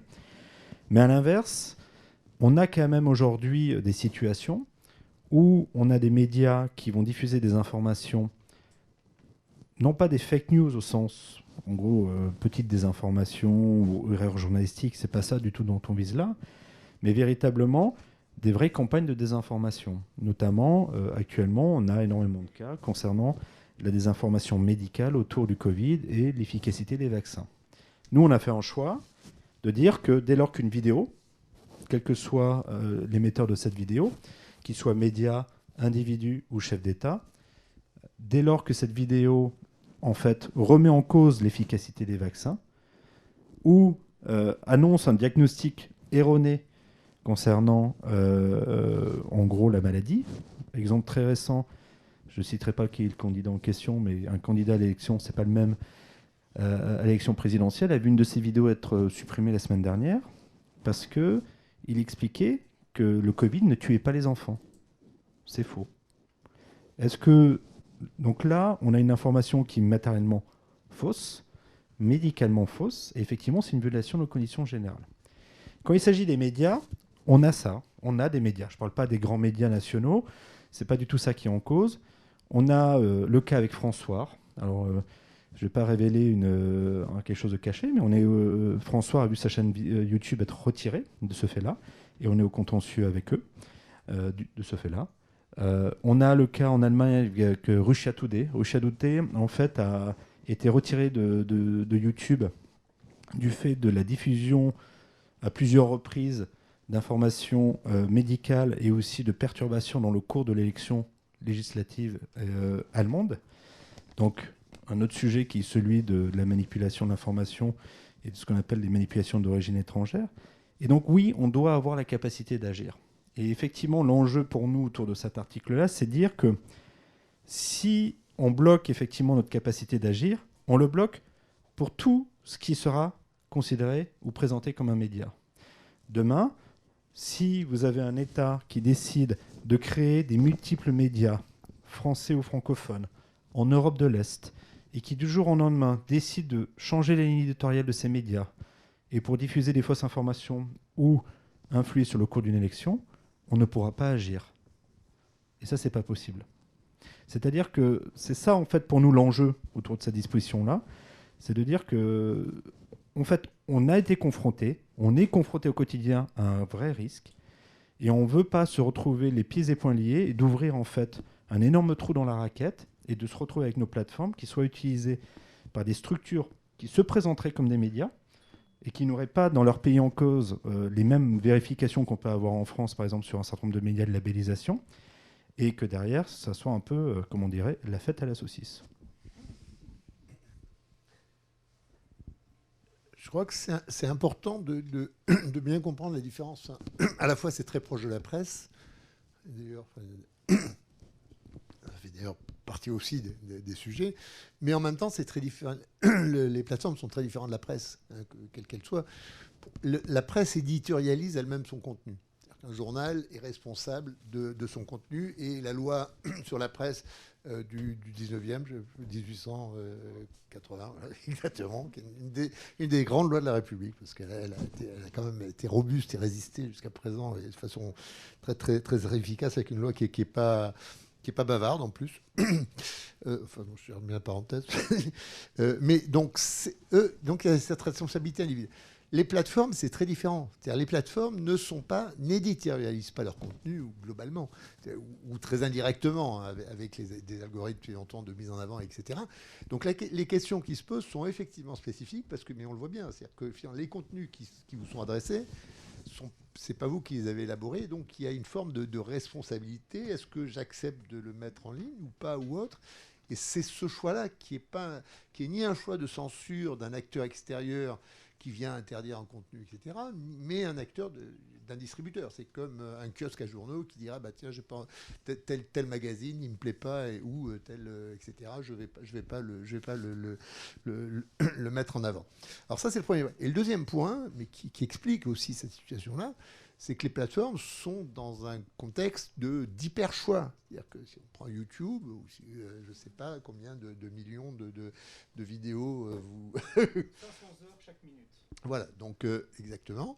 Donc la question pour le consommateur n'est plus simplement de tiens, je m'intéresse à tel courant politique et donc je vais écouter telle chose, mais j'ai des millions de vidéos possibles accessibles, donc comment je sais ce qui existe?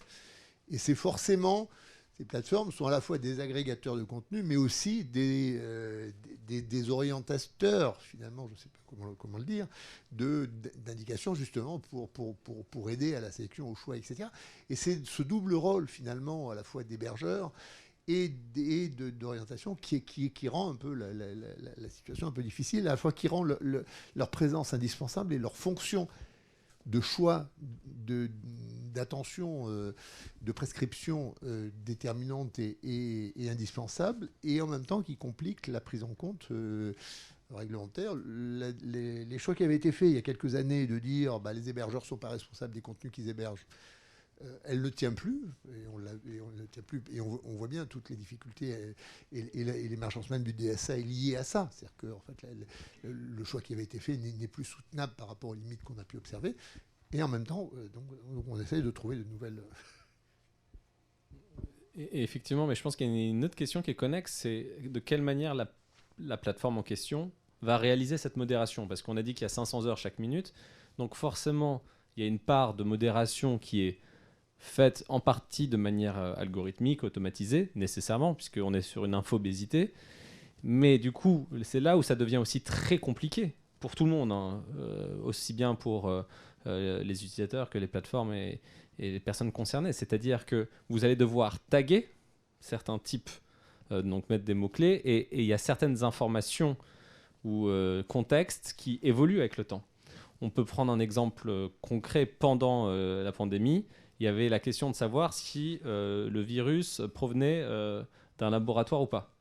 Au début, il était question du fait de savoir, donc c'était Facebook en l'occurrence, qui était notamment concerné, sur le fait de savoir si cette information, enfin beaucoup de plateformes sont concernées, mais en l'occurrence donc Facebook au début disait que c'était de la désinformation.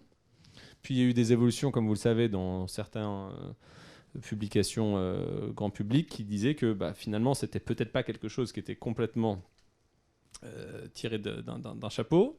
Et donc du coup va se poser aussi sur la prolifération des contenus, quand il y a des évolutions, la question de savoir, sans parler sans aller jusqu'au terme de censure, la question de savoir comment on peut utiliser un critère qui paraîtrait socialement acceptable ou en tout cas matériellement objectif par rapport à des faits où vous savez très bien que les philosophes sont à la recherche de la vérité depuis des années, donc ils l'ont toujours pas trouvé. Donc définir ce que c'est que la vraie information, la fausse information est juridiquement casuistique et très compliqué. C'est pour ça d'ailleurs que la diffamation, généralement, si vous faites une notification takedown sur la loi pour la confiance en l'économie numérique, on va vous dire que c'est peut-être pas manifestement illicite parce que ça doit aller au judiciaire.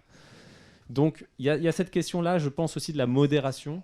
Comment cette modération va avoir lieu? Parce que je finirai là-dessus, le DSA vous dit que les plus grandes plateformes, très grandes plateformes, doivent documenter la manière dont elles font la modération. Si cette modération est entièrement algorithmisée, s'il y a un humain dans la boucle, à quel moment il intervient, et quelles sont les redditions de comptes d'accountability, parce que c'est cette logique-là d'accountability, quand vous faisiez l'analogie avec le RGPD, qui est de documenter la façon dont vous faites la modération. Donc ça, c'est très important. Sauf si vous voulez ajouter quelque chose avant. Oui, donc merci beaucoup. Donc on va passer maintenant sur l'aspect sanction, avec un focus donc, sur le DMR.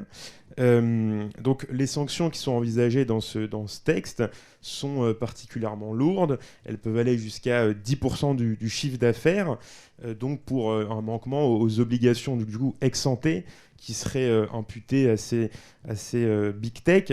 Est-ce que vous pensez que ces sanctions et notamment ce niveau de sanctions est nécessaire et proportionné ou qu'elles sont démesurées? Et aussi, ça peut être intéressant, comment est-ce que ces sanctions, donc du coup pour des infractions à des obligations ex-ante, vont s'articuler avec les sanctions du droit des pratiques anticoncurrentielles qui peuvent elles aussi atteindre 10% du chiffre d'affaires? Est-ce qu'il n'y aurait pas là un risque de porter atteinte au principe non bis in idem éventuellement?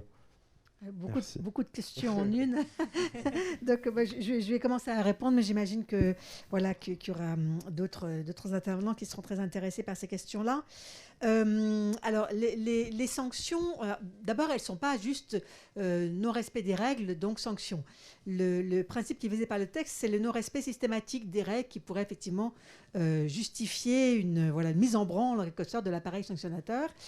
Et alors, ce qui est intéressant, c'est que, après je parlerai des sanctions, mais là je suis sur le fait générateur, toujours cette fameuse version finale, enfin pas finale, la version votée par le Parlement européen en novembre dernier, elle durcit considérablement les hypothèses où il pourrait y avoir manquement systématique, puisque dans le texte initial, il fallait 3 manquements constatés dans les 5 ans, et dans le texte voté par le Parlement, c'est 2 manquements dans les 10 ans. Ça veut dire que beaucoup plus facilement, on pourrait émettre l'hypothèse qu'il y a manquement. Par ailleurs, au niveau des sanctions, donc il y en a de deux grandes sortes, si je laisse de côté les mesures conservatoires, 2 grandes sortes de sanctions. Effectivement, l'amende. Alors l'amende, là encore, elle a été considérablement durcie. C'était normalement 10% pour l'infraction au fond, puis 1% pour l'infraction pour défaut de réponse incomplète, mais je laisse celle-ci de côté. Donc un plafond de 10%. Alors évidemment, 10% sur le chiffre d'affaires d'une plateforme numérique, ça peut être considérable. Mais on n'en est plus là dans la dernière version. Vous avez peut-être vu ça. Le texte voté par le Parlement porte le plafond à 20%. Et surtout, à mon avis, ce qui est presque plus dangereux pour les entreprises, c'est que c'est un plancher à 4%. Et à mon avis, dire que un GAFA, pardon, mais c'est vrai que pour le Parlement, c'est un petit peu ça. Mais en tout cas, un gatekeeper qui ne respecterait pas systématiquement ses obligations devrait au moins être sanctionné à hauteur de 4% de son chiffre d'affaires. Là, c'est vraiment considérable, parce que généralement, même les sanctions que l'on connaît de l'ordre d'1 milliard, de plusieurs milliards, elles n'atteignent pas ces chiffres-là. Alors, est-ce que c'est excessif au niveau de cette sanction pécuniaire ? En fait, le débat est intéressant parce que ce qu'on a reproché précisément au droit de la concurrence, un des reproches qui a été fait, c'est de ne pas sanctionner assez. Alors là, on a un texte qui sanctionne. Voilà. Est-ce qu'il sanctionne plus que le droit de la concurrence ? Oui, avec le plancher. Pour moi, c'est clairement un durcissement. Ça m'étonnerait qu'on maintienne ça, que ça passe au travers le filtre, parce que c'est quand même les peines planchers, ça pose quand même un petit problème. Mais il y a quand même un pouvoir d'appréciation qui doit s'exercer. Alors là, si on dit au minima, c'est 4%, c'est un petit peu gênant. Au niveau des 20%, à supposer qu'on soit sur ce seuil-là, et a fortiori si on est sur le seuil de 10, c'est peut-être pas si considérable que ça. Moi, je pense que voilà, il y aura peut-être un contredit sur ce point. Là encore, je vais faire un parallèle avec le droit des pratiques anticoncurrentielles. Parce que qu'est-ce qui est en cause ici? C'est de la récidive. Et en droit des pratiques anticoncurrentielles, le plafond de la sanction, c'est 10% du chiffre d'affaires. Mais au moment où on calcule la sanction, quand il y a récidive, on peut majorer cette somme à hauteur de 100%. Donc la différence, elle me semble en réalité inexistante. Alors c'est vrai qu'en droit de la concurrence, on ne va jamais majorer à hauteur de 100% quand il y a récidive, mais on ne va jamais non plus appliquer de 20%, je pense, dans l'hypothèse de la régulation. Et par ailleurs, il faut toujours rapporter ça un petit peu un peu le chiffre des sanctions prononcées, qui sont quand même un exemple de ce que l'on fait. Considérable, c'est vrai, mais si on le rapporte au chiffre d'affaires publié et aux profits qu'ils ont publiés, ça reste assez modeste. Alors, juste, je termine sur la sanction, puis je vous passe la parole, parce que j'imagine que vous serez intéressés. L'autre grande sanction, c'est l'injonction. L'injonction comportementale ou l'injonction structurelle. Il nous est dit que la Commission pourrait prononcer des injonctions de ce type-là. Alors, deux choses. Je trouve que le texte adopté en novembre, pour le coup, durcit trop. Moi, je suis pas hostile aux modifications proposées, mais là, je trouve qu'il y a un problème, puisque dans le texte initial de la Commission européenne, il était dit que l'injonction structurelle, donc l'idée c'est qu'on va contraindre l'entreprise à vendre des actifs, pourquoi pas, voilà. Cette injonction structurelle, elle doit être proportionnée aux problèmes constatés. Cette condition de proportionnalité, elle tombe dans le texte final. Ça, c'est quand même un problème. Et puis, d'autre part, le texte initial nous disait injonction structurelle seulement si on n'a pas d'injonction comportementale aussi efficace, etc. Donc, en fait, il y avait vraiment des verrous qui étaient posés qui, là, sautent. C'est problématique à mon sens. Alors, est-ce qu'on peut imaginer que des injonctions structurelles soient prononcées? Alors, on a tous en tête le spectre du démantèlement.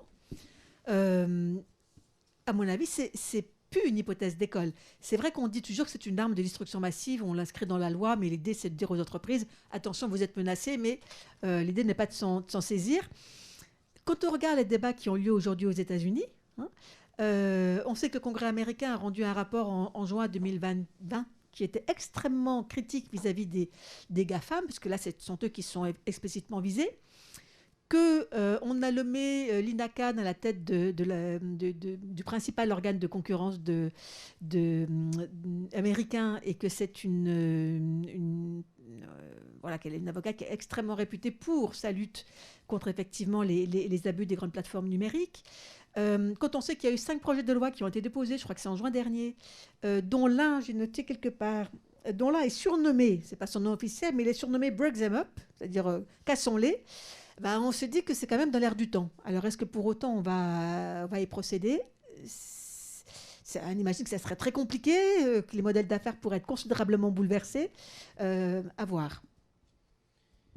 Non, effectivement, et peut-être sur la partie, et c'est là en fait juste pour faire le lien avec ce que vous disiez, sur la partie écosystémique, bien évidemment, à partir du moment où vous allez bouger un élément de l'équation, c'est derrière en fait toutes les entreprises, développeurs, petites ou grandes entreprises, etc., qui d'un seul coup vont se voir bouger l'outil qu'ils utilisent et la manière dont ça se passe. Mais sur la section, en fait, sur la sanction ou les sanctions potentielles, elles sont lourdes. Et effectivement, elles sont lourdes, mais quand on revient sur le DMA, là où ça devient plus, j'allais dire, important de discuter, c'est en fait sur le processus. C'est-à-dire qu'effectivement, qu'on soit dans une logique où un certain nombre de choses ont été demandées et que ce n'est pas suivi d'effet, qu'il y ait une sanction, on vous demande de faire ça, vous ne le faites pas, on vous sanctionne, c'est normal.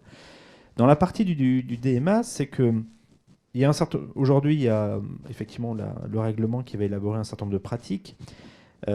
Ensuite, sur la base par exemple de plaintes ou d'autosaisine, la Commission européenne va faire un rapport et va rendre une décision et sanctionner. C'est-à-dire que toute la partie de phase de discussion en amont, de dialogue avec la plateforme pour lui dire « Attention, il y a ça qui ne va pas » ou « Il faut que tu changes ta pratique » ou « Il faut revoir ça », etc. Donc toute cette phase-là, amont de dialogue réglementaire, en fait, n'existe pas. Et c'est là où la question de l'adéquation de la sanction par rapport au comportement peut se poser. Et c'est vrai qu'on a vu arriver, et notamment il y a pas mal de discussions aujourd'hui, mais plus côté, on va dire, droits fondamentaux, de dire est-ce que le schéma actuel du DMA, où en fait on a la commission qui élabore les règles, qui analyse et qui rend la sanction, est-ce que tout ça, ça tient, ça peut tenir une analyse juridique forte?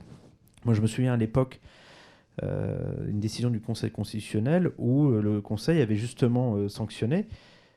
J'utilisais un mot que vous ne connaissez pas. C'est à propos du Minitel. Vous voyez, voilà. Et donc, ils avaient sanctionné effectivement une régulation. C'était dans une loi Fillon. Il était ministre, c'était le premier ministre des Télécoms.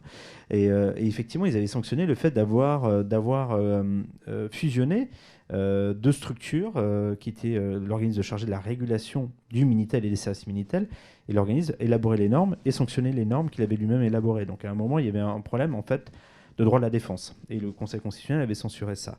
Et c'est vrai que là, la question au-delà de la sanction, du montant et du pourcentage, c'est comment derrière ça va être appliqué au regard finalement du comportement et de ce qu'on va reprocher à telle ou telle plateforme. C'est-à-dire que si la plateforme a été mise clairement, pas en demeure, mais devant les faits accomplis, de dire on t'avait demandé de faire ça, t'as pas fait, t'es sanctionné. Ça, c'est un sujet sur lequel il n'y a pas de débat. Mais à l'inverse, si la sanction intervient alors qu'il n'y a pas eu d'engagement, il n'y a pas eu ce dialogue réglementaire, il n'y a pas eu ces correctifs qui ont été demandés, ça peut être peut-être plus discuté. Oui, je reprendrai après. Non, juste 2 points. À la fois sur le niveau de seuil, enfin sur le niveau des sanctions, je suis à peu près d'accord avec ce qui a été dit. Il faut quand même garder à l'esprit que les peines très très lourdes qui ont pu être attribuées, et pas simplement dans le secteur du numérique récemment, n'ont pas forcément toujours fait changer les acteurs, je vais le dire avec des euphémismes, n'ont pas forcément fait changer significativement le comportement des acteurs. Y compris. Donc le fait d'augmenter ou de garder des possibilités de sanctions très très importantes, notamment en cas de récidive ou en cas de comportement un peu récurrent ou de mauvaise volonté, etc., est important. Je rajoute d'ailleurs qu'il y a un des points qui est intéressant, enfin, qui me paraît intéressant, c'est que la politique de sanction est aussi ouverte sur l'absence de transmission des données, etc. Donc, et ça c'est des règles qu'on avait déjà dans le secteur des télécoms, où les opérateurs de télécoms sont obligés de transmettre un certain nombre de données d'information sur la réactivité, sur les services, etc. Et je pense que c'est un des points essentiels, en tout cas, même s'il n'est pas central, essentiel, parce qu'on ne peut pas faire de régulation si on n'a pas d'information sur ce qui se passe. Et ne serait-ce que les quelques exemples qu'a donné Benoît, etc., on voit bien qu'on a besoin de calibrer les problèmes et la manière dont on fonctionne. Alors, ce n'est pas forcément facile, parce que les algorithmes sont souvent des boîtes noires, mais c'est un point important, et c'était un trou de la régulation depuis longtemps. Enfin, chez nous, à l'ARCEP, on s'était battu, y compris sur d'autres acteurs que ceux qu'on a évoqués, pour justement faire que les obligations des opérateurs s'étendent aussi aux acteurs du numérique et qu'on puisse, si ce n'est les capturer, ou en tout cas les superviser, en tout cas à l'époque, pour ce qui relevait du champ des télécoms. Deuxième point sur le seuil minimal. Alors bien sûr, le seuil minimal de 4%, c'est important. Je pense que là encore, il répond à la faiblesse qu'a pu avoir l'autorité irlandaise en particulier, pour ne pas la nommer, sur l'absence ou la quasi-absence de sanctions. On force la main finalement des futurs décideurs pour éviter des sous-sanctions. Alors, avec un risque de surrégulation et de surtaxation. Mais c'est vrai qu'il y a aussi cette raison-là. Il faut voir les seuils qui seront retenus, mais une équation approximative, c'est que vous pouvez choisir pour une sanction DMA, vous pouvez avoir pour le même prix une sanction DSA plus une sanction RGPD, puisque ça fait 10% égale 6% plus 4%, sauf si le DSA sera plus haut. Mais c'est pour vous dire quand même qu'on n'est pas toujours sur les mêmes niveaux de seuil non plus. Je ne sais pas le seuil définitif du DSA qui sera appliqué, mais voilà, je voulais juste vous mettre cette petite équation en tête. Je ne vous demande pas ce que vous choisiriez. C'est encore un petit peu de temps, je voudrais juste réintervenir sur certains points, parce que c'est intéressant, notamment sur les concentrations des pouvoirs entre les mains de la Commission. Ça, c'est quelque chose qui est régulièrement dénoncée par les avocats, et à mon avis, à raison. C'est sûr qu'une concentration des pouvoirs identique en France, ce ne serait pas possible. Mais elle a été validée à plusieurs reprises par la Cour de justice au motif que les décisions de la Commission, dès lors qu'elles subissent un contrôle juridictionnel effectif, c'est admis. Mais c'est embêtant. Et c'est là, effectivement, dans cette hypothèse-là, on a une nouvelle illustration de l'extrême concentration des pouvoirs. Alors, quand même, au niveau de la procédure, ce n'est pas juste la Commission qui va dire, voilà, non-respect, je sanctionne. Il y a quand même des précautions qui sont prises, qui sont assez proches, finalement, d'un fonctionnement normal. C'est-à-dire, on ne parle pas de notification de grief, mais il est dit dans le texte qu'il va y avoir des observations présentées aux entreprises, qu'elles auront un accès au dossier, qu'elles pourront y répondre, qu'elles auront droit à une audition orale. Donc, le principe du contradictoire a vocation à jouer, hein, donc elles pourront quand même faire valoir leurs arguments. Et puis, il est dit aussi, avec un vocabulaire, là encore, qui est un peu spécifique. Il n'est pas dit qu'elles pourront faire un recours contre la décision devant la Cour de justice, mais il est dit qu'on pourra saisir la Cour de justice pour... c'est pas une sorte de réexamen, mais en fait, c'est l'équivalent. Mais comme on n'a pas une décision classique, voilà, mais en fait, c'est les mêmes termes. Et il est précisé que la Cour, en fait, pourra tout revoir, et notamment réformer, modifier, voilà. Donc, sans doute, ça mériterait d'être amélioré d'un point de vue procédural, mais ce n'est pas non plus totalement monstrueux. Alors, il y avait aussi une question que vous aviez posée qui est intéressante, c'est la fameuse question du non bis in idem. Là, c'est toute la question entre l'articulation, effectivement, du droit de la concurrence et de cette régulation. À mon sens, pour l'heure, tel qu'on conçoit la règle ne bis in idem en France et en Europe, il pourrait y avoir cumul. Pourquoi ? Parce que quand on regarde les objectifs poursuivis par les textes, et c'est là peut-être qu'il y a un peu une hypocrisie, le droit de la concurrence préserve la libre concurrence sur un marché. L'objectif poursuivi par le DMA, c'est rendre les marchés contestables. Donc le simple fait que l'objectif poursuivi ne soit pas le même, à mon avis, pourrait sans doute justifier qu'il nous manque un aspect de l'idem, puisque voilà, c'est son intérêt juridique protégé qui ne sera pas le même. Donc on pourrait l'imaginer. Alors sans doute avec beaucoup d'hésitation, hein, si la question se posait, puis peut-être aussi une prise en compte de la sanction préexistante, à voir. Mais en tout cas, c'est peut-être pas impossible. La question que vous posiez aussi tout à l'heure, c'est de savoir si la Commission européenne disait dans le cadre du DMA, il n'y a pas de problème, est-ce qu'une autorité nationale pourrait dire il y a un problème ? Alors le texte dit bien que l'application des règles du DMA sont sans préjudice de l'application des articles 101 et 102. Alors est-ce que pour autant, effectivement, une autorité pourrait dire j'estime qu'il y a un problème, alors un abus de position dominante, alors que la commission aurait dit dans le cadre du DMA, les règles sont respectées. D'abord, je pense que c'est une hypothèse qui n'a pas vocation à se produire beaucoup, parce qu'à mon avis, lorsque la commission va se saisir d'un problème, ce sera plutôt pour constater qu'il y a un problème plutôt que pour dire qu'il n'y a pas de problème. Parce que l'architecture du texte est plutôt dans ce sens-là. À supposer qu'elle dise qu'il n'y a pas de problème, on a quand même au niveau national un principe à la fois de loyauté et de primauté. Alors le problème, c'est que ce ne sont pas les mêmes textes qui sont en cause, mais j'imagine quand même mal... Ou alors, il faudrait vraiment un argumentaire très, très précis qu'une autorité nationale puisse contredire ouvertement une prise de position précédente de la Commission. Mais là, pour le moment, on est dans l'expectative. Hein. Oui, alors le temps nous manque un petit peu, donc si vous pouvez rester encore quelques minutes, on va prendre les questions de... Oui. Je te donne le micro. Alors, bonjour. Moi, j'aurais une question qui n'est pas forcément liée au DMA ou au DSA, mais je voudrais réagir sur la question de la modération et des CGU que vous avez évoquées. Notamment, moi, je suis, pour être direct, contre un pouvoir de modération des plateformes, puisqu'on a des exemples avec aussi des petites plateformes ou d'autres grandes plateformes comme Google. Pour reprendre votre exemple de la vidéo de candidature, sur YouTube, ça fait depuis longtemps qu'il y a un système, il me semble, de claim pour les titulaires des droits. Et il a été remis en cause plusieurs fois parce que ce système de claim, les titulaires des droits étaient à la fois juges et plaignants dans ce système, en gros, parce que j'imagine qu'il y avait beaucoup de claims. Il y a forcément des problématiques derrière tout ça. Mais en tout cas, pour l'affaire dont vous avez parlé, vous avez pris la peine d'être parti à cette affaire, de ce que j'ai compris, en tout cas de prendre une décision. On peut reprendre aussi d'autres exemples, par exemple sur les plateformes Tipeee, qui avaient autorisé le financement d'un film qui avait été refusé sur d'autres plateformes.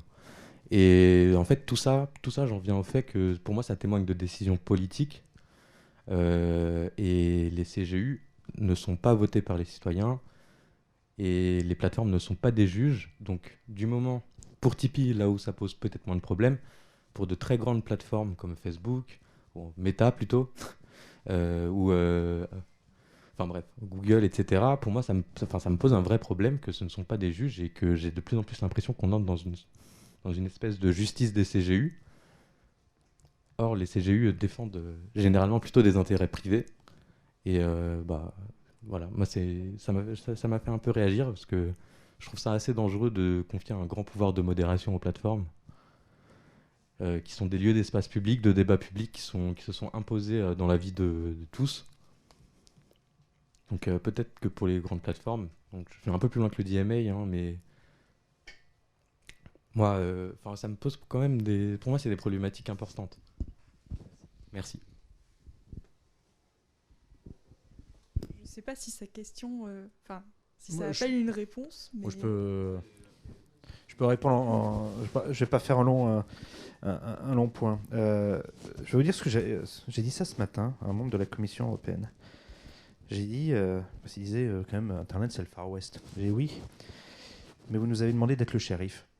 Et en fait, c'est ça exactement qui est en train de se passer, c'est de dire, et on a un peu parlé, c'est que on nous demande effectivement d'être un juge. Et la logique du DSA, et auparavant des différentes lois, tend de plus en plus à demander aux acteurs du numérique, acteurs privés, de prendre des décisions rapidement sur des contenus sur lesquels l'illégalité n'est pas apportée par une décision de justice. C'est-à-dire que c'est à nous de juger effectivement le caractère licite ou illicite d'un contenu.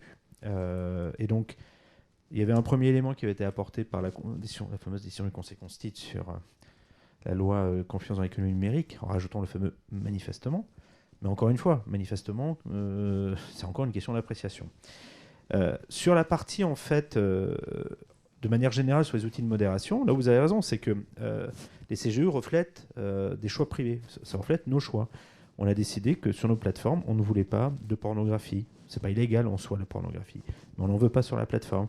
On ne veut pas qu'il y ait, par exemple, du négationnisme. Alors, c'est illégal en France, donc ça pose pas de problème, mais c'est pas illégal ailleurs. Donc, ça veut dire qu'on a fait des choix de dire ces contenus-là, on n'en veut pas sur la plateforme. Effectivement, on a pris des choix. Et ce sont des choix préalables, c'est-à-dire que la personne, avant de venir sur notre plateforme, elle connaît à peu près les règles et elle sait à quoi elle peut s'attendre si effectivement elle franchit les règles. L'un des points, ce que vous avez dit, qui est très juste, c'est faire attention de ne pas tomber dans la décision politique. Et c'est là un des sujets sur lesquels nous, on est hyper attentifs, c'est-à-dire qu'on veut absolument objectiver les choses. C'est-à-dire que, par exemple, sur la question légal et illégal, c'est compliqué, mais on arrive à un moment à objectiver. Et si on n'arrive pas à objectiver, ça veut dire que c'est pas manifeste. Et donc, on demande à la personne de venir justifier.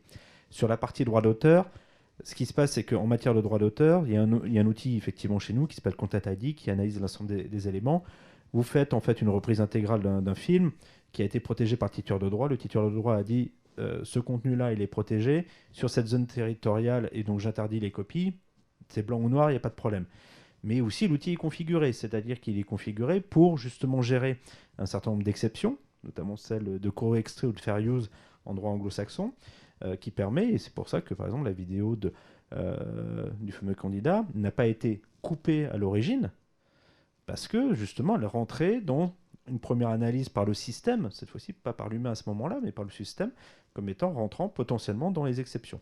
Mais il y a la possibilité, effectivement, à n'importe quel moment, à l'ayant droit de revenir en disant « je suis pas d'accord, c'est une violation quand même de mes droits », et c'est ce qui s'est passé là en l'espèce. Et pareil, on a la capacité, si les vidéos tombent parce que soit l'ayant droit a fait une réclamation qui a été acceptée, soit le système a détecté une violation, d'avoir derrière la capacité de revoir, l'humain va revoir, on va réapprécier, on va avoir des échanges, et si effectivement on n'arrive pas à décider, la vidéo sera remise en ligne. C'est pas qu'on la laissera bloquée, c'est-à-dire que s'il y a un débat entre le titulaire du droit et celui qui a posté la vidéo restera en ligne, et ça sera au titulaire du droit d'agir en justice pour pouvoir faire valoir son droit. Donc on est là-dessus.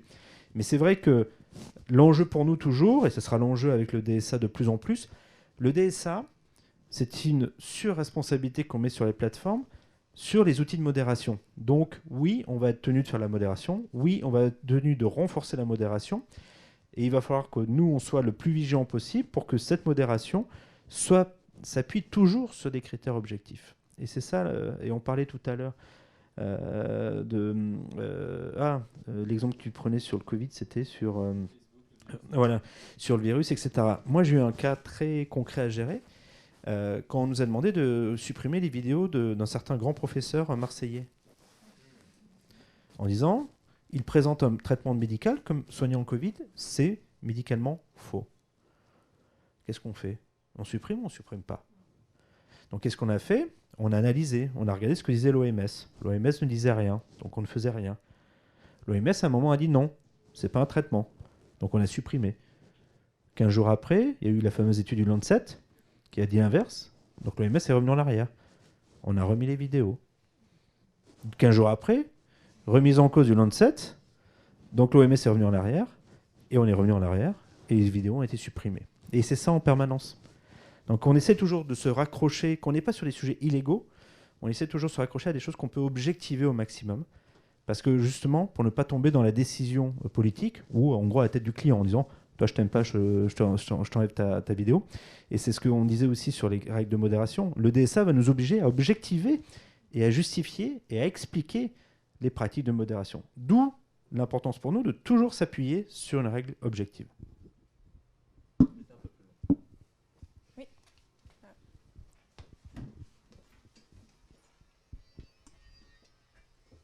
Bonjour, je vous remercie.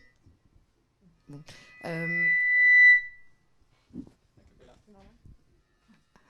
Vous m'entendez toujours?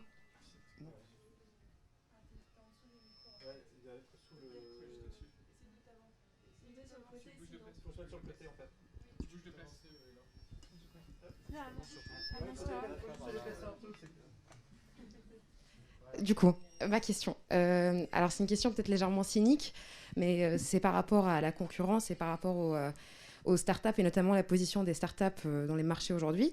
Aujourd'hui, lorsqu'une startup veut se développer, naturellement, elle va chercher à avoir de la visibilité en ligne, et elle va forcément passer par les GAFAM, parce que c'est les GAFAM qui offrent les meilleurs services de visibilité en ligne, vu le volume des données qu'elles ont. Et du coup, est-ce que, inévitablement, les startups ne seront pas toujours dans une situation de dépendance?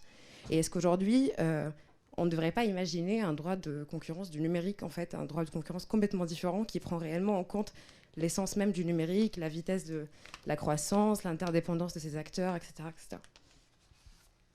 Je vous remercie.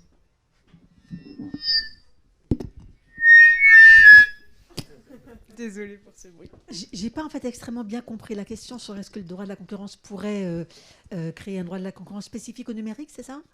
D'accord. Ça, c'est quelque chose qui est très débattu, mais c'est un petit peu embêtant de faire des règles un peu spécifiques, mais on s'interroge en tout cas. Mais concernant cette question des startups, vous savez que c'est vraiment un débat très important.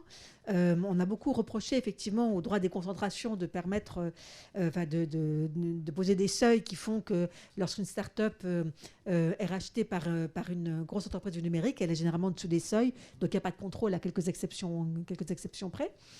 Donc il y a plein de débats pour savoir si on modifie les seuils, est-ce qu'on crée des seuils en termes de volume de transactions, ce genre de choses. Pour le moment, on a un outil. D'abord, le DMA prévoit que les entreprises qui auront été identifiées comme des gatekeepers auront l'obligation de notifier systématiquement leur projet d'acquisition. Alors, je crois que ça a été un petit peu élargi.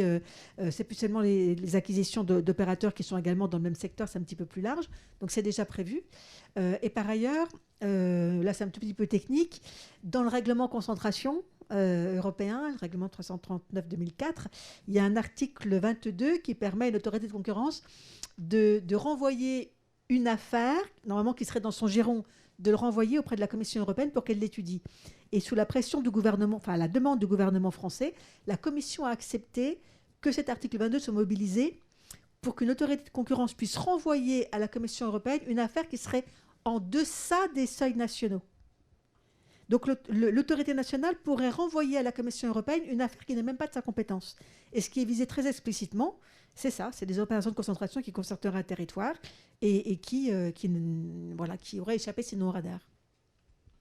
Oui, il y a ce problème des acquisitions avec effectivement un changement important, que c'est plus le seuil qui devient important, mais c'est une capacité, y compris d'adresser les petites acquisitions. La raison, c'est que certaines acquisitions visaient à étouffer en fait des projets potentiellement concurrents à venir. Sur les startups, le DMA prévoit déjà des obligations qui sont élargies et qui répondent un peu à ce que vous évoquez sur la surpromotion. Alors d'ailleurs, c'est sans doute plus Amazon qui est visé en l'occurrence, la surpromotion de ses propres produits par rapport aux autres, la limitation des modalités de paiement. Ou en tout cas d'imposition de modalités de paiement de la plateforme. Là, on retrouve le débat autour d'Apple avec Epic Games, la réutilisation des données personnelles qui sont générées par des entreprises qui sont hébergées, les conditions